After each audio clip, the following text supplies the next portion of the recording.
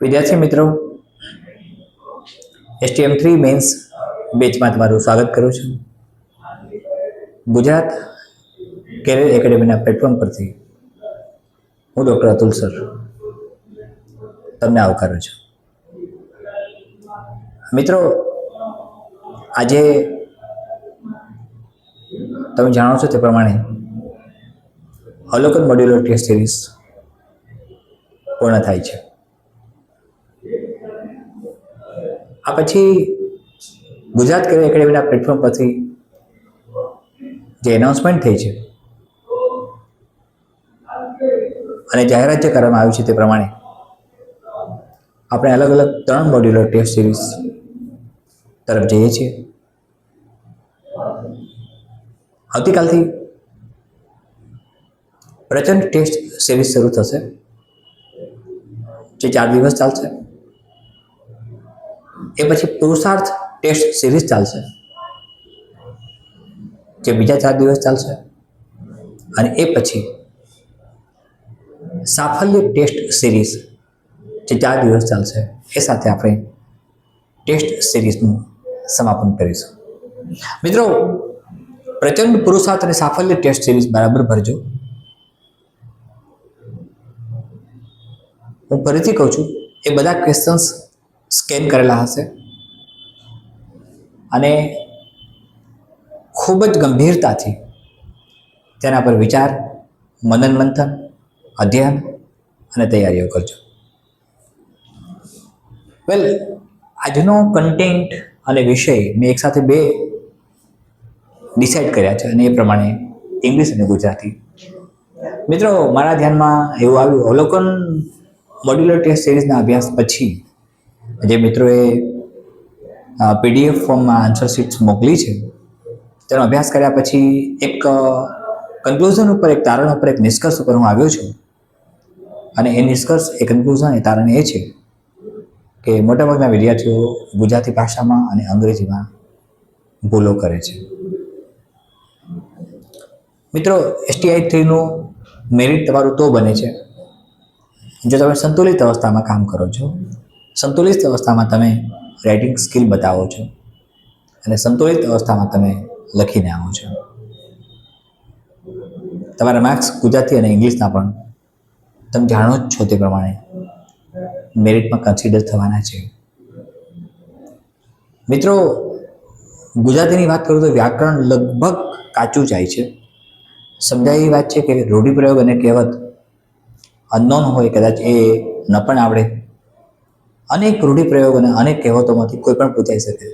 દરિયા જેવું છે, આ હું સમજી શકું છું.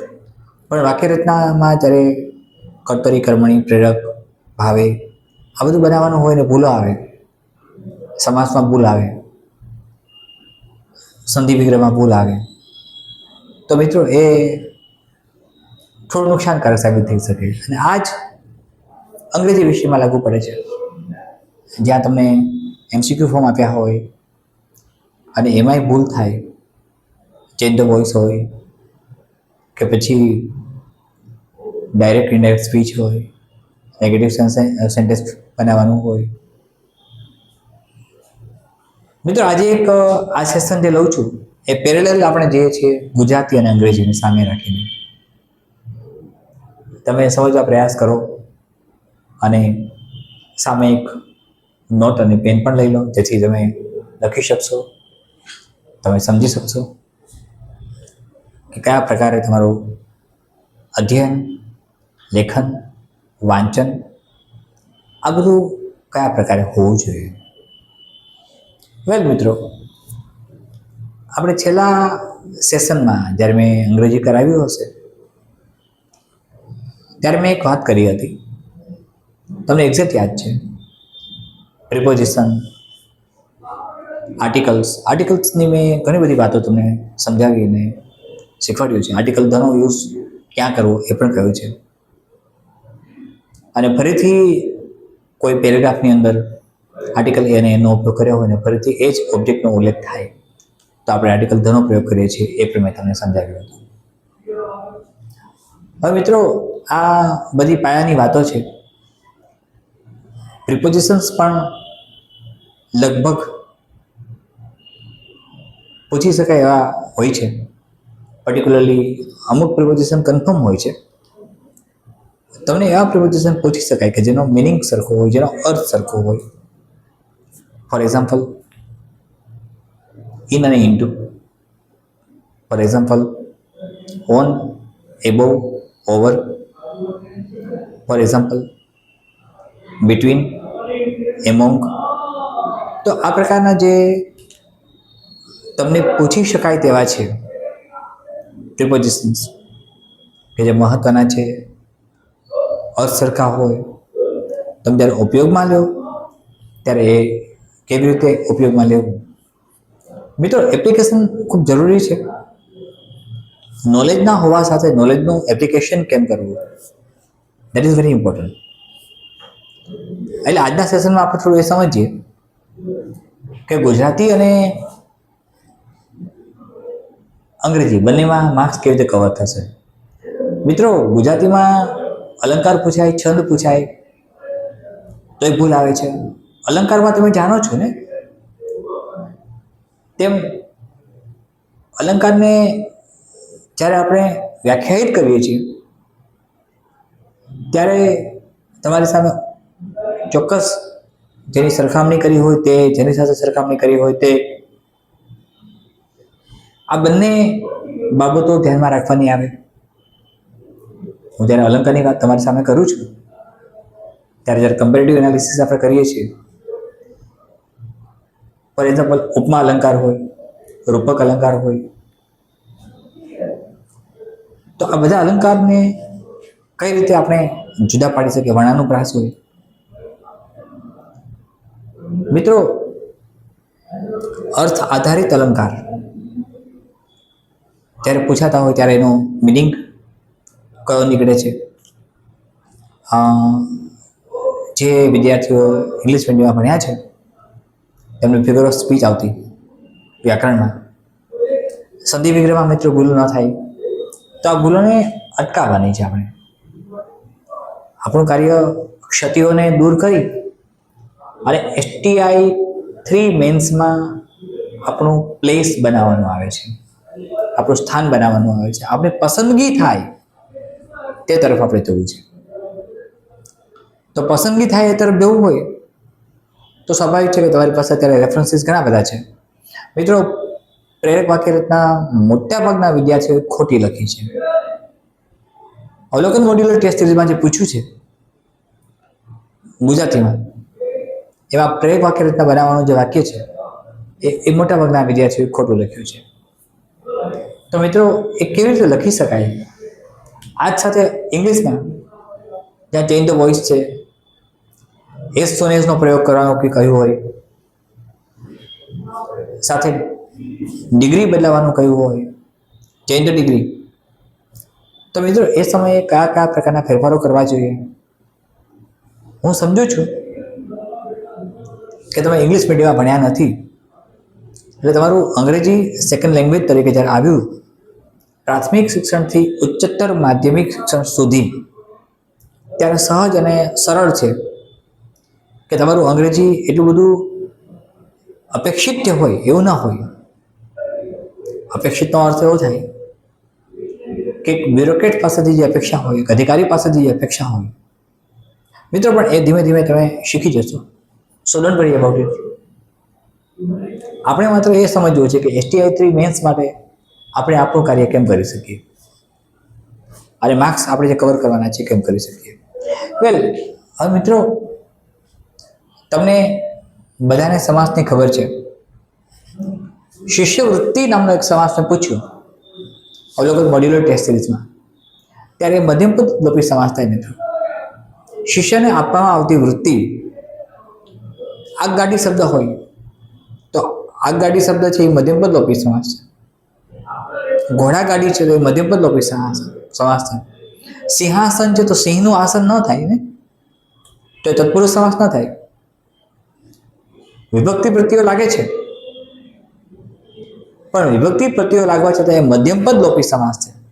મધ્યમપદનો લોપ થાય છે અથવા મધ્યમપદ ઉમેરવું પડે છે. આવું જ અંગ્રેજીમાં કેટલાક મિત્રોએ કર્યું છે. મિત્રો, નાની એવી ભૂલોને વિકરાળ સ્વરૂપ આપવાનો પ્રયત્ન ન કરીએ આપણે, કારણ કે નાની ભૂલો, નાની ક્ષતિઓ ક્યારેક મોટી ક્ષતિઓ તરફ લઈ જશે. એટલે આપણે જે પણ દિવસો તમારી પાસે બચ્યા છે એ દિવસોને સાચવીને, એ દિવસોમાં બને એટલો પરિશ્રમ કરીને, એ દિવસોમાં બને એટલું અધ્યયન કરીને, એ દિવસોમાં બને એટલું અંગ્રેજી ગુજરાતી તરફ ધ્યાન આપીને તૈયાર થવાની વાત આવે છે. સંકોચ ના રાખો. તમને વારંવાર મેં કહ્યું છે, હેલ્પલાઇન નંબર ઉપરથી તમે ચોક્કસ માર્ગદર્શન મેળવી શકશો. કેટલાક મિત્રો ખૂબ સરસ કરે છે. મને કહેતા આનંદ આવે છે કે STI3 મેન્સમાં અમુક વિદ્યાર્થીઓનું લેખન કૌશલ્ય, અમુક વિદ્યાર્થીઓની મેથડ, અમુક વિદ્યાર્થીઓનું જ્ઞાન એટલું જબરદસ્ત છે કે જેના વખાણ કેમ કરવા એ પણ મને સમજાતું નથી. ખૂબ સારી વાત છે કે આવા વિદ્યાર્થીઓ મને મળ્યા છે. આઈ મીન ગુજરાત કેરિયર એકેડેમીને મળ્યા છે. એ અમારા માટે ગૌરવની વાત છે મિત્રો. પણ સાથે પ્રિલિમમાં પાસ થઈ ગયા છીએ એટલે મેન્સ માટે ઇફોર્ટલેસ નહીં બનો. મેન્સ માટે મેક્સિમમ ઇફોર્ટ કરવાના છે. પ્રિલિમ પાસ થયા પછી મેન્સ માટે તમારે જબરદસ્ત ઇફોર્ટ કરવાના છે. અત્યારે ફોકસ એક જ જગ્યાએ હોવું જોઈએ, અત્યારે કોન્સન્ટ્રેશન એક જ જગ્યાએ હોવું જોઈએ, અને એ જગ્યા હોવી જોઈએ STI3 મેન્સ. જેમ અર્જુનને પૂછવામાં આવે, અર્જુન એમ કે મને પક્ષીની આંખ દેખાય છે, એમ STI3 મેન્સ માટે જે છોકરાઓ, છોકરીઓ, જે વિદ્યાર્થીઓ, વિદ્યાર્થિનીઓ, જે પરીક્ષાર્થીઓ એપિયર થવાના છે, જેણે પ્રિલિમ પાસ કરી છે અને ક્વોલિફાઈંગ થયા છે, એમને એક જ ટાર્ગેટ દેખાવું જોઈએ, અને એ ટાર્ગેટ છે STI3 મેન્સ ક્લિયર કરવી, પસંદગી પામવી. મિત્રો, અધ્યયન અને અધ્યાપન કરાવવું સહેલું છે, પણ એમાંથી સવાલો બનવા જોઈએ. જે અધ્યાપન અમે તમને કરાવીએ, જે અધ્યયન અમે તમને કરાવીએ, અમે એટલે બધા જ જે પણ શિક્ષણ શાસ્ત્રીઓ છે, શૈક્ષણિક કાર્ય સાથે સઘન રીતે જોડાયેલા છે, કોચિંગ ક્લાસીસ ચલાવે છે, એકેડેમી ચલાવે છે, આ બધાની વાત હું કરું છું. આ બધાના કન્સેપ્ટમાં વાત કરીએ તો ક્વેશ્ચન્સ નીકળવા જોઈએ. અધ્યયન અને અધ્યાપન તો સહેલું છે મિત્રો. સંદર્ભ ગ્રંથો ઘણા બધા છે, રેફરન્સ બુક્સ ઘણી બધી છે, ઘણા બધા રિસોર્સિસ તમારી પાસે છે, પણ ક્વેશ્ચન્સ નીકળવા જોઈએ કે આ ક્વેશ્ચન્સ પૂછે. માત્ર PYQ ને આધારિત પણ ન ચલાય અને PYQ ને એવોઇડ પણ ન કરાય. PYQ બેઝ ક્વેશ્ચન પૂછી શકાય છે અને પૂછાશે. એ રિપીટ ન પણ થાય એ માનવું ભૂલ ભરેલું છે, અને એ રિપીટ થશે જ એ માનવું પણ ભૂલ ભરેલું છે. તો એવા સંદર્ભમાં આપણે શું કરી શકીએ એ પણ વાત કરીએ. વેલ, હવે મિત્રો, જ્યારે વાક્ય રચનાનો પ્રકાર ગુજરાતી ભાષાની વાત કરીએ આપણે, ત્યારે એક તરફ હું ગુજરાતી લખું છું. આજે આપણે કોમ્બો લઈને આવ્યા છીએ, જેમાં ગુજરાતી પણ થશે અને ઇંગ્લિશ પણ થાય છે. બંને સામસામે રાખીએ છીએ મિત્રો. ધ્યાનથી સમજવાનો પ્રયત્ન કરજો, એટલે તમને ઘણી બધી વસ્તુઓ ક્લિયર થવા માંડશે. એકદમ આરામથી સમજવાનો પ્રયત્ન કરો. જ્યારે ગુજરાતીમાં વાક્યના પ્રકાર અને પરિવર્તન આવે, વાક્ય પ્રકાર અને પરિવર્તનની વાત કરીએ, અને ઇંગ્લિશમાં આપણે આ જ વાત કરીએ છીએ કે વાક્ય પ્રકાર અને પરિવર્તન આવે ત્યારે કઈ પરિસ્થિતિ બને છે.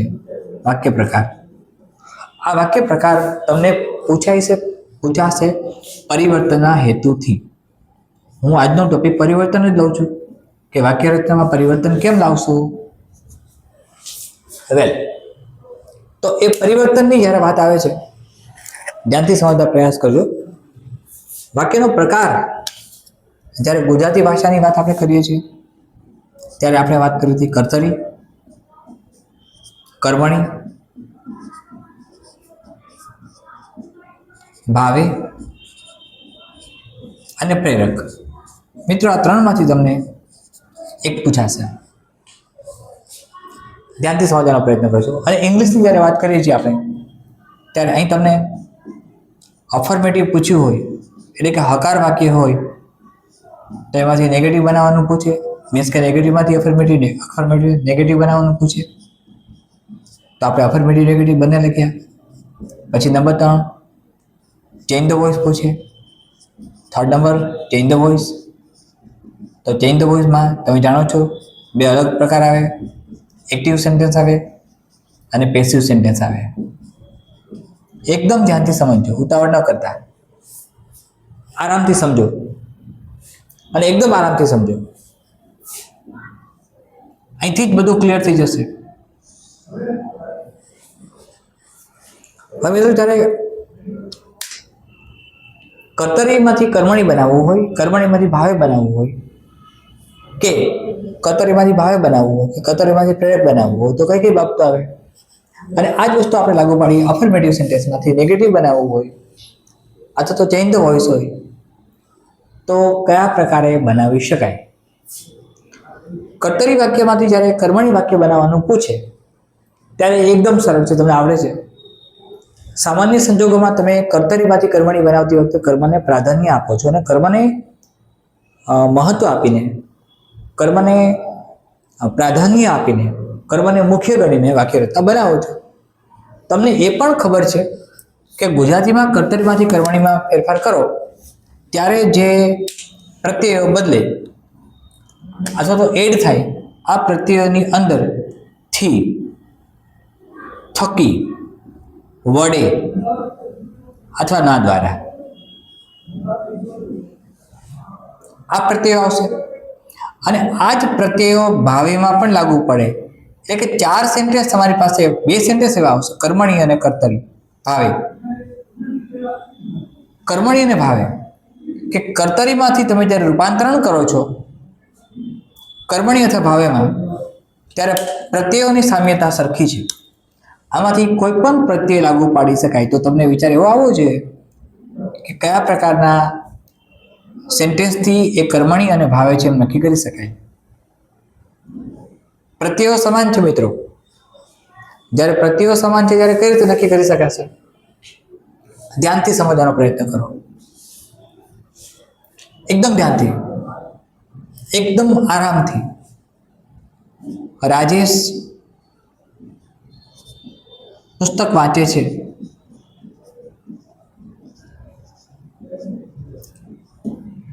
મિત્રો, તમારી સમજણ મુજબ અહીં પુસ્તક કર્મ છે. રાજેશ નામની વ્યક્તિની ક્રિયા વાંચવાની પુસ્તક નામના કર્મ ઉપર થાય છે. હવે જ્યારે આનું કર્મણી બનાવવાનું હોય તો સહેજ પણ ભૂલ ન કરતા, કાળ નહીં બદલાવતા, રાજેશથી પુસ્તક વંચાય છે.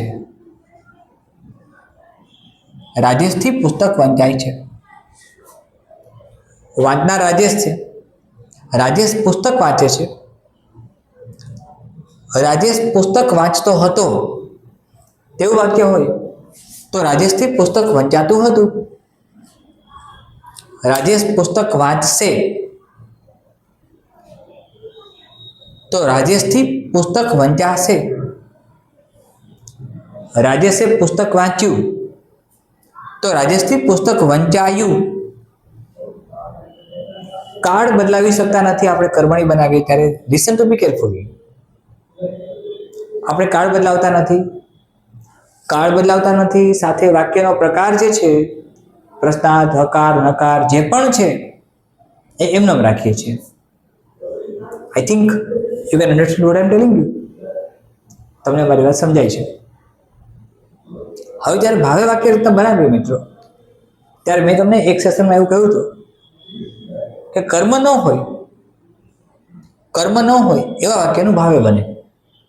અહીંયા પુસ્તક છે પણ પુસ્તક ન આપ્યું હોત, શબ્દ કર્મ ન આપ્યો હોત અને એવું લખ્યું હોત કે રાજેશ વાંચે છે, રાજેશ વાંચે છે એવું આપ્યું હોય અને આપણે એનું ભાવે બનાવવાનું થાય કે જ્યાં કર્મ નથી આપ્યું, તો પ્રત્યય મેં કહ્યું એમ સરખા લાગશે. પ્રત્યય બદલાશે નહીં, પ્રત્યય સરખા જ લાગશે. વાક્ય લખશો તમે, રાજેશથી વંચાય છે, આ ભાવે બન્યું.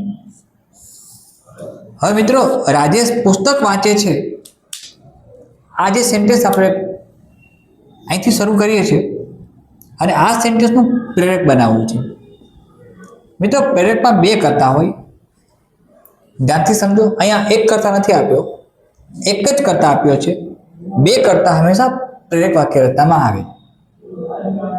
એકદમ ધ્યાનથી સમજવા પ્રયત્ન કરો. રાજેશ સિવાયનો બીજો એક કર્તા છે જે નથી આપ્યો. પ્રેરકનો અર્થ શું થાય? કોઈ કાર્ય કરવાની પ્રેરણા આપણને મળે એ, કોઈ કાર્ય કરવા માટે પ્રોત્સાહન મળે એ, કોઈ કાર્ય કરવા માટે આપણને પ્રેરિત કરવામાં આવે તે. મિત્રો, બાયોલોજીમાં એને સ્ટિમ્યુલેટર આપણે કહીએ, જે સ્ટિમ્યુલેટ કરે. I think you might have heard about touch-me-not plant. It is mimosa plant, concerned with the touch sensations of humans. I think in plant kingdom, તમે જેનો અભ્યાસ કર્યો હોય તો એ સ્ટિમ્યુલેટર બને છે.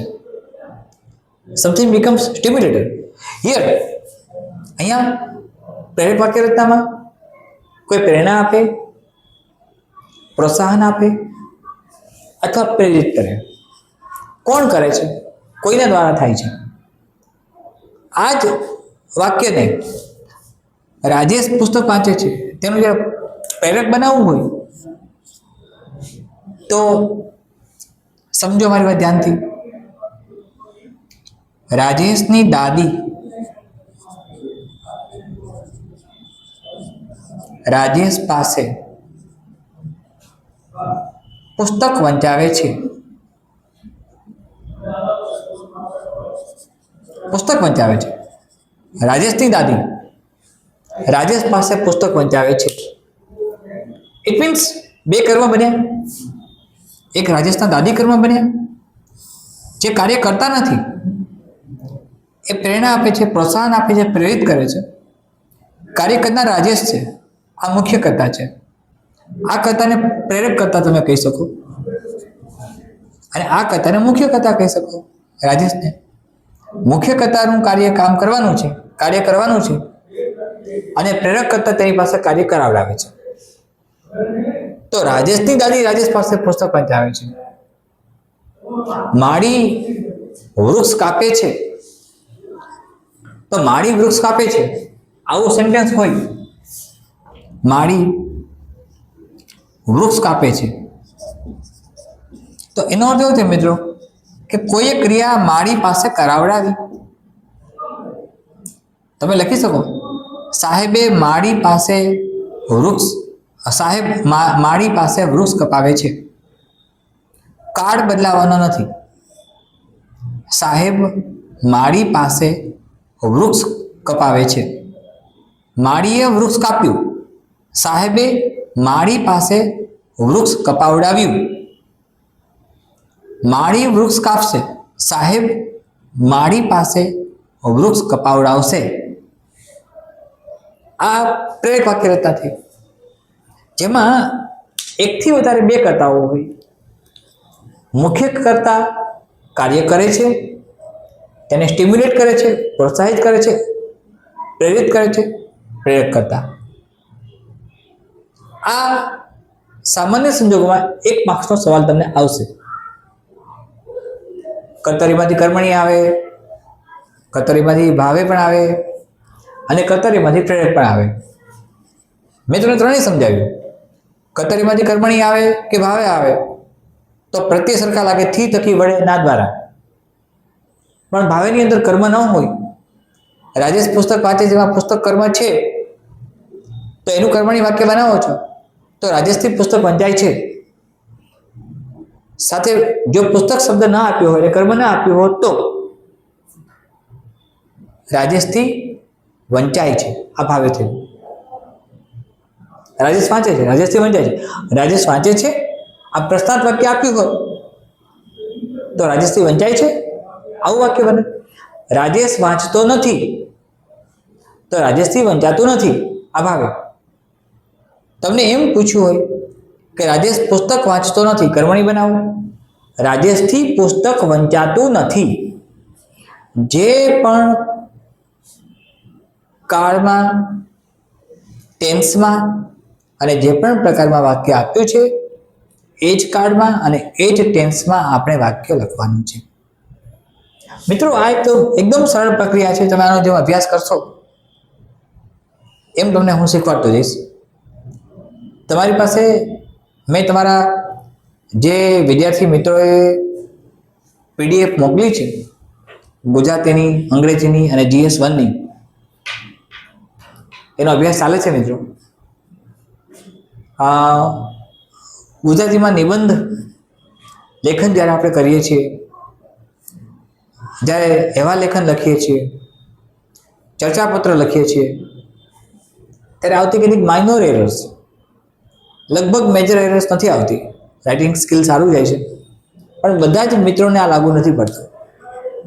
અત્યારે તમારી કન્સેપ્ટ એ રાખવાની જરૂર છે કે જે તમારી પાસે રિસોર્સિસ છે. મિત્રો આ બધું તમે ઘણી ભણ્યા છો સ્ટાન્ડર્ડ 10th અને 12thમાં. આ તમારા અભ્યાસક્રમમાં સ્ટાન્ડર્ડ 10thમાં હતું, સ્ટાન્ડર્ડ 12thમાં હતું. આ બધું જ તમારા અભ્યાસક્રમમાં હતું. એટલે રેફરન્સીસ સાથે જો તમને ગુજરાત પાઠ્યપુસ્તક મંડળનું ગુજરાતીનું ગ્રામરનો સેશન સ્ટાન્ડર્ડ 10th અને સ્ટાન્ડર્ડ 12thમાં મળી જાય તો સોનામાં સુગંધ પડી જશે. એમાં નાની નાની વસ્તુ આપી છે, સમાસ આપ્યા છે, સંધિ વિગ્રહો આપ્યા છે, અને એ જ લગભગ એની આસપાસ પૂછી શકાશે. પતિ મિલનોત્સુક મેં લખ્યું છે ત્યારે પતિ પ્લસ મિલન પ્લસ ઉત્સુક પણ ચાલે, અને પતિ મિલન પ્લસ ઉત્સુક પણ ચાલે. કેટલાક એવા સંધિ વિગ્રહો છે કે જે ખૂબ ફોર એક્ઝામ્પલ સાંગો પાંગ,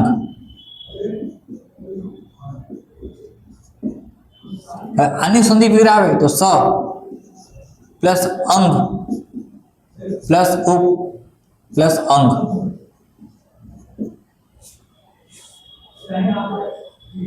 સાંગોપાંગ, ધ્યાનથી સમજો. સાંગોપાંગ, સ પ્લસ અંગ પ્લસ ઉપ પ્લસ અંગ. આ સંધિ પૂછાય એવી છે મિત્રો. સાંગોપાંગ. તો આવા જે કેટલીક ટફ હોય, હાર્ડ સંધિ વિગ્રહ હોય, એના નિયમોમાં આપણે જઈએ તો આમાં ઘણી બધી વસ્તુઓ જોવા મળશે તમને. સંધિના જે પ્રકારો ભણી ગયા છો તમને ભૂતકાળમાં શિક્ષકોએ શીખવાડ્યું હશે, કોઈ કોચિંગ ક્લાસીસમાં જતા હશો તો મારા કરતા વિદ્વાન શિક્ષકો ગુજરાતીના હશે તમારી પાસે, જેમણે તમને સંધિના પ્રકારો સમજાવ્યા હશે. સ્વર સંધિ, વ્યંજન સંધિ અને વિસર્ગ સંધિ, આ ત્રણેય સંધિના પ્રકારો સમજાવ્યા હશે. સંધિના 3 પ્રકાર થાય: સ્વર સંધિ, વિસર્ગ સંધિ અને વ્યંજન સંધિ. જો ક્રમમાં ગોઠવી આપે તો પહેલા સ્વર સંધિ, વ્યંજન સંધિ અને વિસર્ગ સંધિ, આ 3 પ્રકારના આધારે સંધિ વિગ્રહ થાય છે. અથવા સંધિ જોડાય, વિગ્રહ થાય અથવા તો સંધિને જોડવાની વાત આવે તો આ બંને લાગુ પડે. વેલ, એટલે મિત્રો જે સ્ટાન્ડર્ડ 10thની ગુજરાત પાઠ્યપુસ્તક મંડળના પુસ્તકમાં જે પણ બાબતોનો સમાવેશ કર્યો છે, એ ચાહે ફર્સ્ટ લેંગ્વેજ માટે હોય કે સેકન્ડ લેંગ્વેજ માટે હોય, એનો એક નાનું એવું અધ્યયન કરી લો. 2-3 કલાકનું જ કામ છે, વધારે કામ નથી.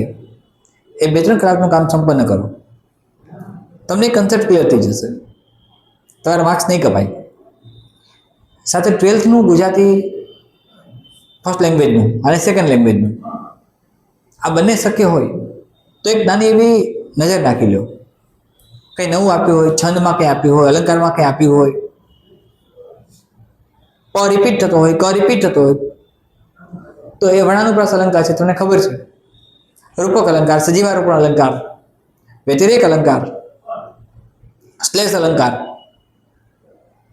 આ બધા જ પ્રકારો મિત્રો સમજવા અઘરા નથી, પણ એ એપ્લિકેબલ જ્યારે આવે છે ને, એનું એક્ઝિક્યુશન આવે છે ત્યારે થોડીક ભૂલો થાય છે. છંદમાં તો મિત્રો મેં તમને અવલોકન મોડ્યુલર ટેસ્ટ સિરીઝમાં જે મૂક્યું છે એ બધાએ ભૂલ કરી છે મિત્રો. એ મંદાક્રાંતા છંદ છે. એ છંદ મંદાક્રાંતા છે. તમે ગુજરાતના એક અદ્ભુત કવિ અને એક રાજા લાઠીના કવિ કલાપીને ભણી ગયા છે. મિત્રો, કલાપીના મોટાભાગની રચનાઓ, મોટાભાગની એમની કવિતાઓ, ગઝલો, મોટાભાગનું સર્જન એમનું કાવ્ય ક્ષેત્રનું મોટાભાગનું એ શિખરણી અને મંદાક્રાંતા છંદમાં છે. ચાહે હા પસ્તાવો વિપુલ ઝરણું સરથી ઉતર્યું છે, પાપી તેમાં ડૂબકી તેને પુણ્યશાળી બને છે. આ વાત હોય તો એ પણ. અને તમને ખ્યાલ છે કે નહીં ખબર નથી, પણ કવિ કલાપી ગુજરાતી સાહિત્યના એકમાત્ર એવા સર્જક જેમણે સૌથી પહેલી પ્રવાસ કથા લખી, હિમાલયનો પ્રવાસ. ગુજરાતી ભાષાની સૌથી પહેલી પ્રવાસ યાત્રા એમણે લખી. પ્રવાસ યાત્રા માહિર તમે ઓળખો જ છો, કાકા સાહેબ કાલેલકર. ખૂબ પરિચિત છો નામથી, કાકા સાહેબ કાલેલકરના નામથી, જેમણે ખૂબ જ પ્રવાસ કથાઓ લખી છે. પણ મિત્રો, આ વાત એટલા માટે કરું છું કે તમારા અભ્યાસમાં આવે છે, છંદ આવે છે, તો એ બધું આપણે સમજવાનું છે. મિત્રો, જ્યારે છંદની વાત આવે છે, અલંકારની વાત આવે છે, સમાસની વાત આવે છે, સંધિની વાત આવે છે, એક શબ્દ સમૂહ કદાચ તમને ન પણ આવડે એવું બની શકે. એ સહજ છે. કદાચ તમને કહેવત અને રૂઢિપ્રયોગનો અર્થ ના આવડે, કારણ કે અનેક કહેવતો અને અનેક રૂઢિપ્રયોગોમાંથી કોઈ પૂછે તો આપણે એને એ માનીએ કે ચાલશે. પણ જે કન્ફર્મ હોય, વાક્ય પ્રકાર કન્ફર્મ છે, સંધિ વિગ્રહ કન્ફર્મ છે, તો ત્યાં માર્ક્સ આપણા પૂરા થવા જોઈએ, આપણને આવવા જોઈએ. Listen to me carefully. અચ્છા, હવે આપણે પેરેલલ ઇંગ્લિશ તરફ જઈએ. What is affirmative sentence? Which shows affirmative sense. It means positive sense. Whatever the sentence is given, if it says or if it shows positive sense, it becomes affirmative sentence. In Gujarati, you can say like that. કોઈ પણ વાક્યમાં જો હકારાત્મક ભાવ હોય તો એ હકાર વાક્ય અથવા તો અફર્મેટિવ સેન્ટેન્સ કહેવાય. When you are going to transform into negative sentence, the same sentence will be transformed into negative sentence. But the condition is that you should not change the meaning of the sentence. If you are going to change the meaning of the sentence, then the sentence will be definitely wrong. So at the time of transformation from affirmative to negative, there are 3 steps. Step number 1, you don't need to change the meaning of the sentence. Step number 2, you need to use proper opposite word. And condition number 3, that you are always using negative words like not, never, so and so. So these are 3 basic things which will make or which will transform or which will convert an affirmative sentence into negative sentence. So it becomes easy. Like it becomes easy. I told the sentence, it becomes easy. It becomes easy as I have told you recently now. હમણાં જ મેં કહ્યું તમને આવું એક વાક્ય, it becomes easy. હવે હું તમને એમ પૂછું, suppose I'm going to ask you, turn into negative. It becomes easy. Listen to me. It becomes easy means it's simple present tense. You can understand with the help of s. So it does not become. It does not become what? Easy. Suppose you are writing easy, it does not become easy. So meaning will be changed. अर्थ बदलाઈ જશે. So what you are writing now, your meaning should not be changed. So it does not become uneasy. I used opposite word of easy. Listen to me. So it does not become uneasy.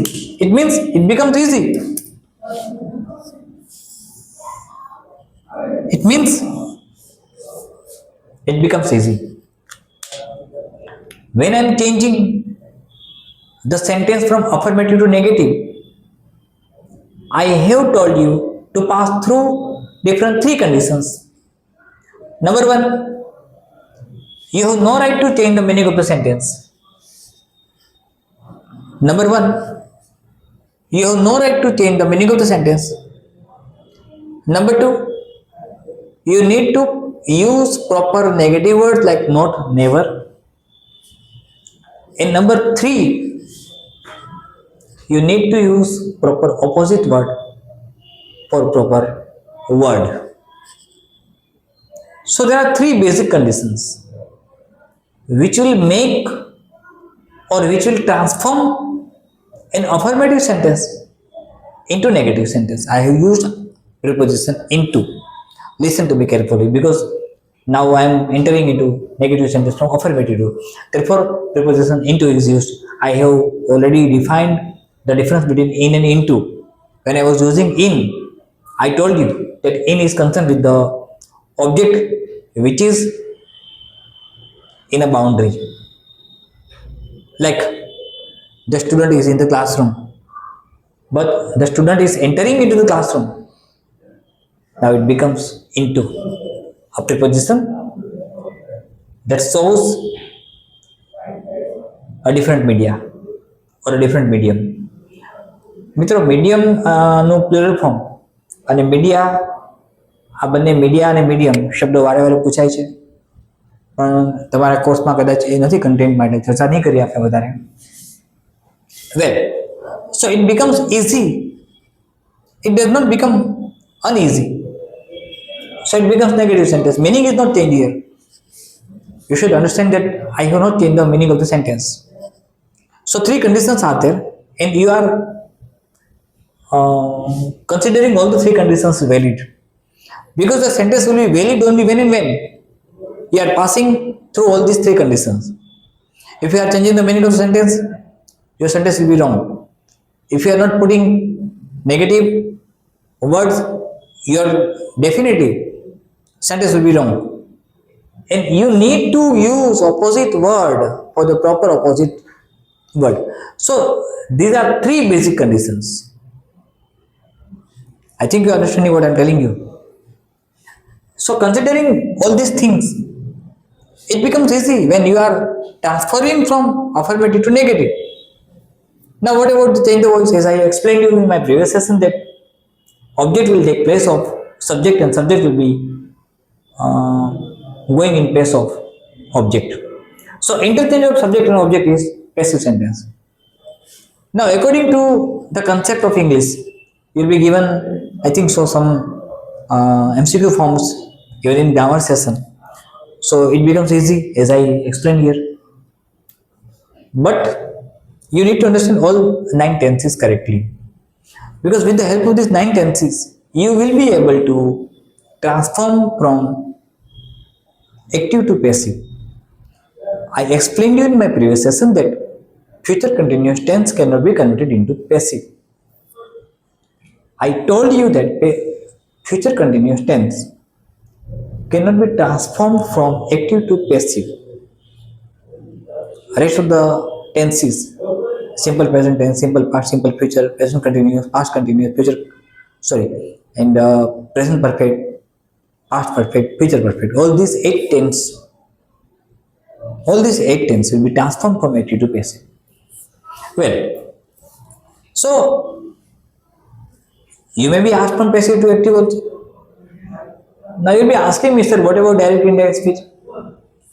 My dear student, there are so many aspects of direct and indirect speech. In any direct sentence, there is a reporter, there is a reported, speaker, listener, a reporting verb is there. The sentence will be given into different types of tenses.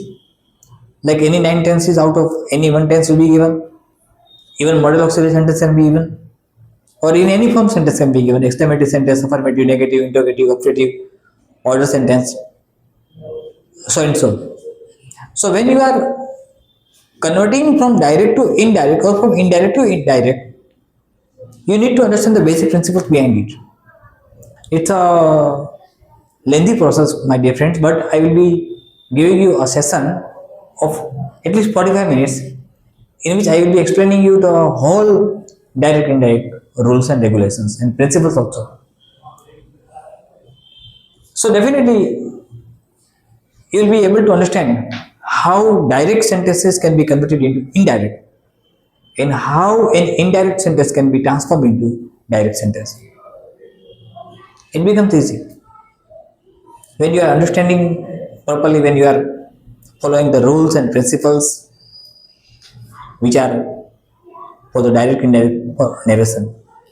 Well, so this is all about English, as I told you. પણ અહીંયા ધ્યાન રાખજો મિત્રો, જ્યારે ગુજરાતી અને અંગ્રેજીની comparison કરો છો ત્યારે ગુજરાતીમાં વાક્ય પ્રકાર અને અંગ્રેજીમાં વાક્ય પ્રકારનું પરિવર્તન, આ બંનેમાં સામ્યતા વિષમતાઓનો અભ્યાસ ન કરતા તમારે એ તરફ જવાનું છે કે વાક્ય કેવી રીતે બનાવો છો.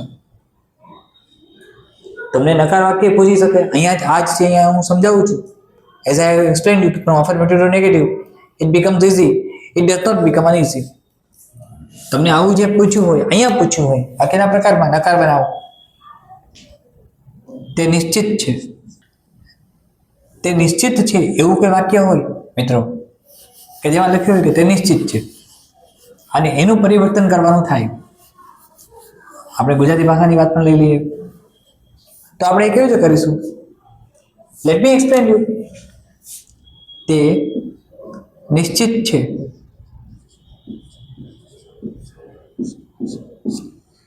બંનેમાં સમજાવું છું મિત્રો, લિસન ટુ મી કેરફુલી.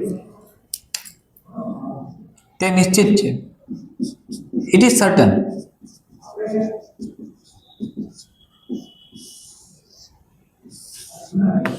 તે નિશ્ચિત છે.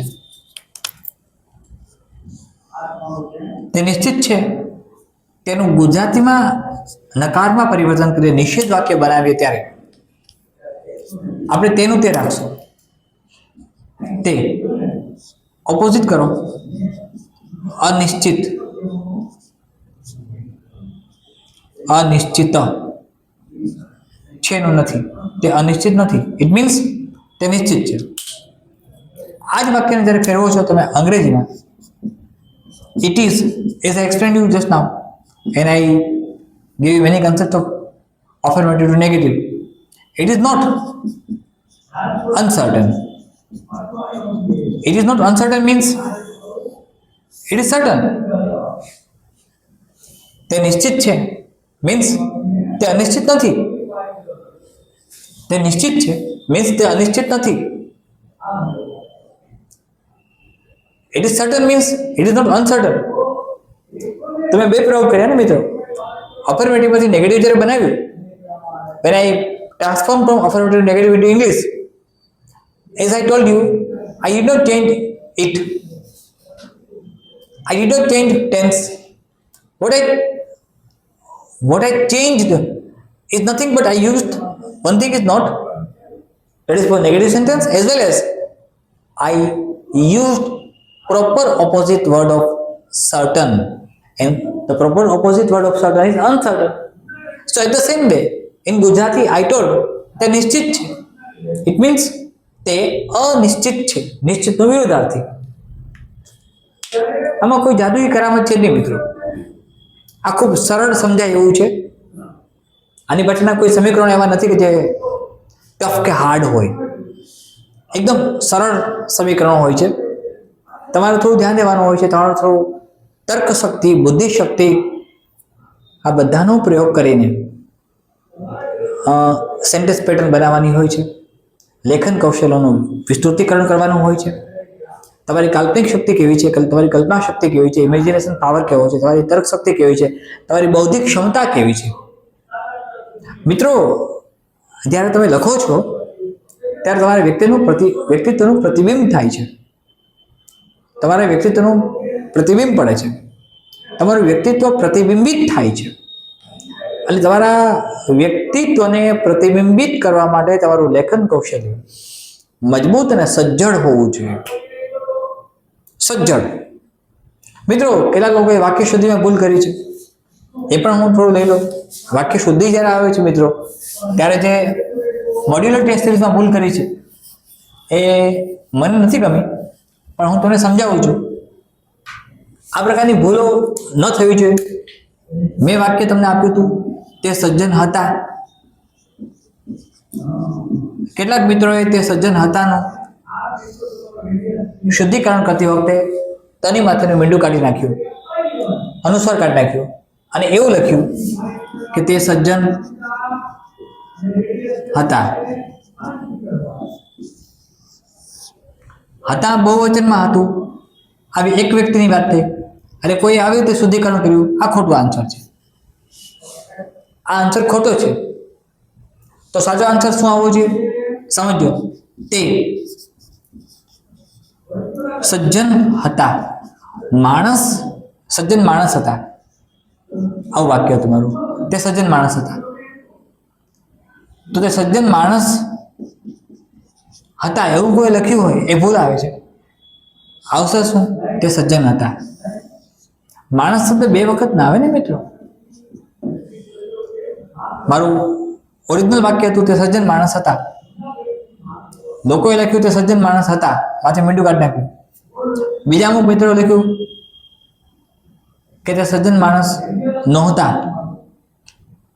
સાચું સેન્ટેન્સ કયું આવે? તે સજ્જન હતા. સજ્જનમાં જન શબ્દ છે.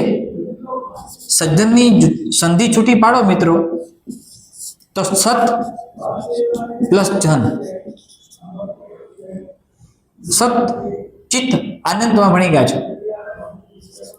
સત ચિત્ત આનંદ ઇઝ ઇક્વલ ટુ સચ્ચિદાનંદ.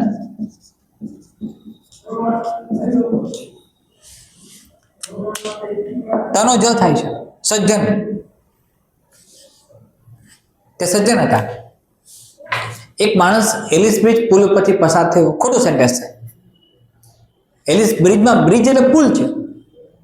એક માણસ એલિસ બ્રિજ પરથી પસાર થયો. સાચું વાક્ય છે. તે સજ્જન માણસ હતા. તો તે સજ્જન હતા એ સાચો આન્સર આવે. એટલે વાક્ય શુદ્ધિ આપણે જ્યારે કરીએ છીએ મિત્રો ત્યારે બરાબર સમજવા પ્રયત્ન કરો કે વાક્ય કયા પ્રકારમાં છે. તે જેન્ટલમેન માણસ હતા. ખોટું છે. જેન્ટલમેન, તે જેન્ટલમેન હતા. માણસ લખવાની જરૂર નથી, મેનમાં આવી ગયો ને માણસ. વેલ, તો આવી કેટલીક નાની નાની જે ભૂલો થાય છે જેનાથી આપણા માર્ક્સ કપાઈ શકે એના ઉપર ધ્યાન આપો. આ બધી બાબતોનો અભ્યાસ કરશો એકદમ તમારી પાસે જેટલા સંદર્ભ ગ્રંથો છે, રેફરન્સીસ છે, સાથે મિત્રો જોડણી સુધારો, એમાં ભૂલ ના આવી જોઈએ. સૂર રસ્વ અને દીર્ઘ બંને હોય, દિન રસ્વ અને દીર્ઘ બંને હોય, અર્થ ફરી જાય. વેલ, તો આ જે નાની નાની વાતો છે એ ખૂબ જ ધ્યાનમાં રાખવાની વાત છે અને આ બધી વાતોને સમજવા પ્રયાસ કરજો. તમને ખ્યાલ આવશે કે આ નાની વસ્તુઓનું મહત્વ કેટલું છે. એક સેશન આપણે ડાયરેક્ટ ઇન્ડિયા પર લઈશું અને નિબંધ લેખન કેમ લખવું ગુજરાતીમાં. નિબંધ શબ્દ એવો મિત્રો, નિબંધ પરથી ની પ્લસ બંધ, ની પ્લસ બંધ. નિબંધની શરૂઆત જ્યારથી થઈ ત્યારથી બે નામ પ્રસિદ્ધ બન્યા. નિબંધ ક્યારથી શરૂઆત થઈ નિબંધ લખવાની એ બધી પ્રાગૈતિહાસિક કાળથી માંડીને બધી વસ્તુઓ, ત્યારથી લિપિની શરૂઆત થઈ, સ્ક્રિપ્ટ આવી, લોકોએ કાલ્પનિક શક્તિથી લખવાનું શરૂ કર્યું. પણ બટ નેચરલ તમે અભ્યાસમાં અધ્યયન કરી ચૂક્યા હશો. ફ્રાન્સિસ બેકન, જોકે નિબંધના પિતા મોન્ટેગ્યુ કહેવાય છે કે તેમણે નિબંધના પિતા તરીકે પ્રસિદ્ધ છે. નિબંધ જ્યારે લખો મિત્રો ત્યારે એના કેટલાક કન્સેપ્ટ છે અને એ કન્સેપ્ટના આધારે તમારો નિબંધ તપાસાશે. નિબંધમાં માત્ર હકાર વાતો લખવાની નથી, નિષેધાત્મક હોય તો એ પણ લખવાની છે. પ્રાકૃતિક વર્ણન કરવાનું તો એ પણ આવે છે. તમે નિબંધની શરૂઆત કેમ કરો છો? હું ફોર્મેટની વાત નથી કરતો. ફોર્મેટનો હું સખત વિરોધી છું. ફોર્મેટના આધારે જો લખાતું હોત તો બધાનું સાચું પડે, ફોર્મેટ લાગુ ન પડે. મિત્રો, મેં કદાચ તમને એક વખત કહ્યું હશે, મારા કોઈ લાઈવ સેશનમાં કહ્યું હશે, હું ફરીથી યાદ કરાવું છું. મેં કદાચ એક્સ ઉપર એક વખત લખ્યું પણ તો હતું, જરૂર છે તો આજે ફરીથી લખી બતાવીશ કે ઇન્ટરનેશનલ કે નેશનલ લેવલ કે સ્ટેટ લેવલની કોઈ પણ નિબંધ સ્પર્ધામાં મારો સેકન્ડ રેન્ક નથી આવ્યો. અમારો અહંકાર નથી, પણ વિનમ્રતાથી હું કહું છું. આ એકદમ વિનમ્રતાથી હું આ કહું છું. તો એ લેખન કૌશલ્ય જે હોય છે, ફોર એક્ઝામ્પલ, તમને આ પેન ઉપર લખવાનું કહેવામાં આવે કે આ પેન ઉપર લખવાનું છે, તો આ પેન ઉપર મને લખવાનું કહેવામાં આવે તો હું મિનિમમ 200 પેજીસ લખી શકું. આ જરાય અતિશયોક્તિ નથી. હું જે બોલું છું એ અતિશયોક્તિ નથી, અને તમે બી લખી શકો. જો તમારી કલ્પના શક્તિ, ઉદાહરણ કૌશલ્ય, વૈચારિક શક્તિ, તર્ક શક્તિ, અર્થઘટન શક્તિ, વસ્તુને સમજવાની શક્તિ, વસ્તુના નિરૂપણની શક્તિ, સમીક્ષાત્મક શક્તિ, વસ્તુને બીજા સાથે કમ્પેર કરવાની શક્તિ, તેની ઉપયોગિતાની શક્તિ, આ બધું તમને આવડતું હોય, ક્ષમતા દ્વારા બધી જ હોય, તો તમે લખી શકો છો. એટલે નિબંધ તમને એટલા માટે પૂછાય છે કે નિબંધના કન્સેપ્ટમાં એક અધિકારી પાસે કયા કયા પ્રકારના પાવર્સ એના મનમાં છે, કઈ કઈ પ્રકારની શક્તિઓ એની પાસે છે, કઈ કઈ પ્રકારની કેપેસિટીઝ, કઈ કઈ પ્રકારની એફિશિયન્સીસ છે, એ કલ્પના કરી શકે છે. વાસ્તવિકતા ઉપર છે, એ એનાલિટિકલ ડેટાના આધારે તેનું કમ્પેરેટિવ સ્ટડી કરી શકે છે. આ ઘણી બધી વાતો આવશે. So many things are there and we need to understand all the things. Whatever is given, that we should understand. So essay can give you enough marks, essay can give you not full marks, because the concept of examiner will be deferred by your concept also. What you are writing, તમે જે લખો જ છો એ પરીક્ષકની આંખમાં શ્રેષ્ઠ જ હોય એ જરૂરી નથી. લેખન કૌશલ્ય એક એવી વસ્તુ છે કે તમે રાઇટિંગ ટાસ્ક જેટલું મેક્સિમમ વિકસાવો છો, એક ઇવોલ્યુશન થાય છે, ઉત્ક્રાંતિ થાય છે તમારામાં. મિત્રો, જીપીએસસી 1-2 મેન્સ ચાલુ કરીશું આપણે, ત્યારે તમને રાઇટિંગ સ્કિલ તરફ હું એવી રીતે દોરી જઈશ કે રાઇટિંગ સ્કિલમાં તમે માહિર અને એક્સપર્ટ થઈ ગયા હશો. ગુજરાત ગેરેજ એકેડેમી તરફથી મારું વચન છે તમને, મારી પ્રતિબદ્ધતા છે, અને હું પસાર થઈ ચૂક્યો છું એમાંથી. રાઇટિંગ સ્કિલ્સ કયા પ્રકારની બેસ્ટ હોવી જોઈએ, શ્રેષ્ઠ હોવી જોઈએ. મેં લખી છે ઇન્ટરનેશનલ, આંતરરાષ્ટ્રીય કક્ષાએ, રાષ્ટ્રીય કક્ષાએ અને રાજ્ય કક્ષાએ હંમેશા હું પ્રથમ આવ્યો છું. ત્યારે મને ખબર છે કે કયા પ્રકારના લેખન કૌશલ્યથી તમે પરીક્ષકને આકર્ષી શકો છો ને તમારામાં કયા કયા પ્રકારની શક્તિઓ છે. આ તમને એટલા માટે પૂછે છે, એનું કારણ એ સમજાવ્યું મેં તમને કે એસે શું કામ. મિત્રો, યુપીએસસીમાં એક સમયે એસે નહોતા, એક સમયે એસે આવ્યા. યુપીએસસી મેન્સમાં એસેના પેપરની આખી એક સ્ટોરી છે, ક્યાંથી ક્યાં સુધી એનો પ્રવેશ થયો, ક્યારે નહોતા, ક્યારે એસે મૂકવામાં આવ્યા, એસેથી શું બને છે. યુપીએસસી જેવી ગવર્નિંગ બોડી પણ એસે ઇન્વોલ્વ કરે છે, એસેનું વેટેજ ઘટાડે છે, એસેના ઓપ્શન ઘટાડે છે, પછી ફરીથી એસેને મઠારે છે. એસે એક અધિકારીની, એક બ્યુરોક્રેટ્સની કાલ્પનિક શક્તિ, તર્ક શક્તિ, બૌદ્ધિક શક્તિ, વિચાર શક્તિ, સમીક્ષાત્મક શક્તિ, પૃથક્કરણાત્મક શક્તિ, વર્ણનાત્મક શક્તિ, સમજણ શક્તિ, આ બધાનું પ્રતિબિંબ આપે છે. એટલે નિબંધને કયા પ્રકારે લખવો છે, અને ઉદાહરણ કૌશલ્ય પણ ખરું કે તમે કયા ઉદાહરણો સાથે તમારી વાતને પ્રસ્તુત કરો છો. આ બધી વસ્તુનો સમાવેશ એમાં થાય છે મિત્રો. એટલે ફરીથી આપણે જ્યારે મળીશું આવતીકાલે, ત્યારે એની ઘણી વાત કરીશું. મિત્રો, આવતીકાલથી મેં કહ્યું એમ 4 દિવસની પ્રચંડ modular test series Gujarat career academy શરૂ કરે છે. એ પછી 4 દિવસની પુરુષાર્થ મોડ્યુલર ટેસ્ટ સિરીઝ મળશે. એ પછી 4 દિવસની તમને સાફલ્ય મોડ્યુલર ટેસ્ટ સિરીઝ મળે છે. આ ટેસ્ટ સિરીઝ માટે ગુજરાત કેરિયર એકેડેમીએ આજે જ નિર્ણય કર્યો છે, જે વિદ્યાર્થીઓ આન્સર શીટ મોકલવાના હોય, જે વિદ્યાર્થીઓ પીડીએફ ફોર્મની અંદર કદાચ તમારી પાસે પ્રિન્ટર નથી, સગવડતા નથી, બહાર જવું પડે છે, તો એક સિમ્પલ પિન પેજ ઉપર તમે આન્સર લખી શકો છો. પિન પેજની આન્સર શીટ બનાવી શકો છો. મેં છૂટ આપી છે. જે લોકો આન્સર શીટ આપશે, જે લોકો ગુજરાત કેરિયર એકેડેમીની હેલ્પલાઇન નંબર ઉપર, આઈ રિપીટ માય સેન્સ અગેન, જે લોકો ગુજરાત કેરિયર એકેડેમીની હેલ્પલાઇન નંબર પર રિક્વેસ્ટ મોકલશે, તેમને જ પ્રચંડ પુરુષાર્થ અને સાફલ્ય ટેસ્ટ સિરીઝમાં તેમને જ પેપર તપાસાશે અને તેમને જ પીડીએફ મોકલાશે. મિત્રો, અનેક નંબર્સ હોય છે, અનેક વિદ્યાર્થીઓની રજૂઆતો આવતી હોય છે, અનેક વિદ્યાર્થીઓના ફોન નંબર્સ મોબાઈલમાં હોય છે અને ડિજિટલ વિંગ સતત એના માટે કાર્યરત હોય છે કે આ એનાથી પણ ભૂલ થઈ જાય.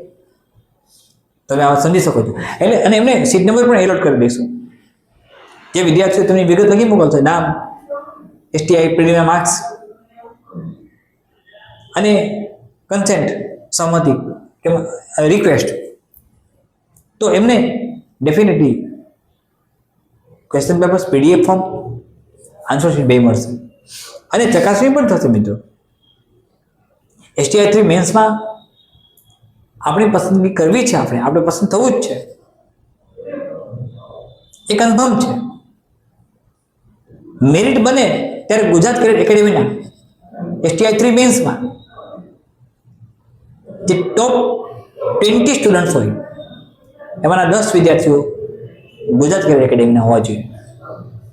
મિત્રો, આ મારા લેખન કૌશલ્યની આ શિબિરો તમને હું આપું છું, આ જે સેશન્સ આપું છું, એની ફ્રૂટફુલનેસ આવી જશે. મેં એક્સપર્ટ લેવલે રાઇટિંગ ટાસ્કમાં કામ કર્યું છે અને મેં વચ્ચે પણ તમને કહ્યું હશે, મિત્રો, યુપીએસસી મેન્સમાં, સિવિલ સર્વિસીસ, આઈએસ, આઈપીએસ, આઈએફએસમાં મેન્સમાં ખૂબ જ ઊંચા માર્ક્સ સાથે હું પસાર થયો છું. ખૂબ જ ઊંચા માર્ક્સ સાથે. એના કારણો હશે જેમાંથી હું પસાર થઈ ચૂક્યો છું. એ જે શ્રેષ્ઠ રસ્તો હતો એ તરફ મારે તમે દોરી જવા છે કે તમે આવું લખશો. અને મિત્રો, એ વિકસાવી શકાય છે. ક્રમશઃ તમે એને વિકસાવી શકશો. એવા લેખન લખવાનું હોય, નિબંધ લેખન લખવાનું હોય, ચર્ચાપત્ર લખવાનું હોય, આ બધું જ આપણે સમજીએ છીએ. એક એક સેશન લેતા જઈશું આપણે, કારણ કે તમારું જનરલ સ્ટડી ખૂબ સરસ થાય છે. ઓલમોસ્ટ આજે જીએસનું પેપર તમને GS2 મળી ગયું છે.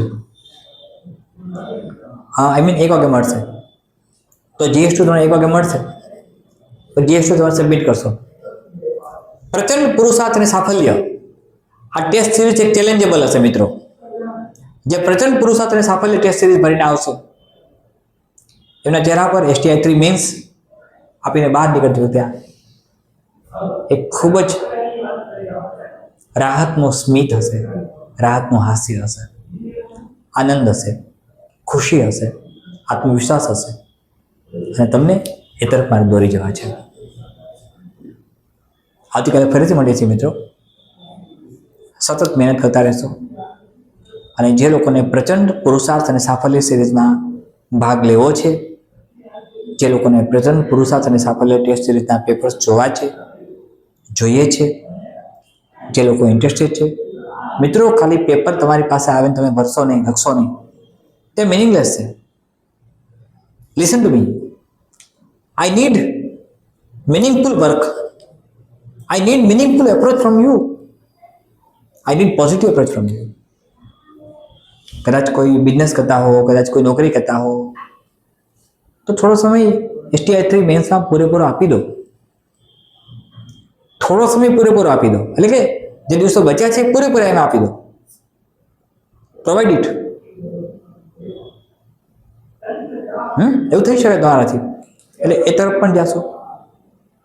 આવતીકાલે ફરી મળીએ છીએ મિત્રો. મહેનત કરશો, પુરુષાર્થ કરશો, ભાગ્યને બદલાવી નાખશો, તકદીરને બદલાવી નાખશો. મને વિશ્વાસ છે, શ્રદ્ધા છે, ખાતરી છે. જે કંઈ તમારી ક્વેરી હોય એ હેલ્પલાઇન નંબર પર તમે સબમિટ કરી શકો છો. હેલ્પલાઇન નંબર પર તમે કંઈ પણ વોટ્સઅપ પર મોકલશો એ તરત જ મને ડિજિટલ વિંગ તરફથી મારા નંબર પર મને મળી જાય છે. તમે મને તરત મોકલી આપશો કોઈ પણ ક્વેરી, કોઈ પણ ડાઉટ્સ. મિત્રો,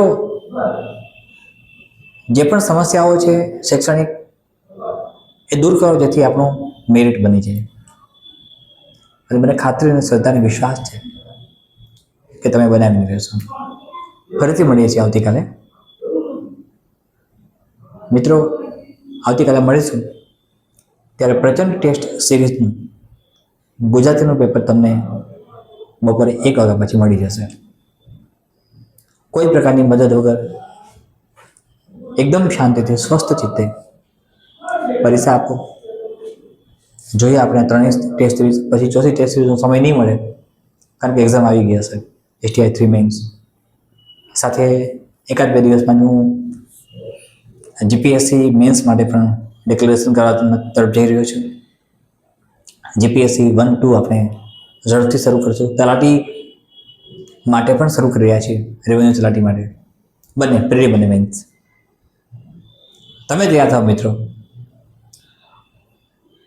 બધે પહોંચી શકાશે. ગુજરાતના ખૂણે ખૂણે પહોંચવું છે, રિમોટ એરિયામાં પહોંચવું છે, શહેરોમાં પહોંચવું છે. મિત્રો, આ સપનાઓને હકીકતમાં પરિવર્તિત કરવી છે. તમે ખોટું આશ્વાસન નહીં આપો. જે છે એ ગ્રાઉન્ડ રિયાલિટી હશે અને ગ્રાઉન્ડ રિયાલિટી પર ચાલવું છે આપણે. ફરીથી કાલે મળીએ છીએ. ધન્યવાદ. જય હિન્દ. વંદે માતરમ.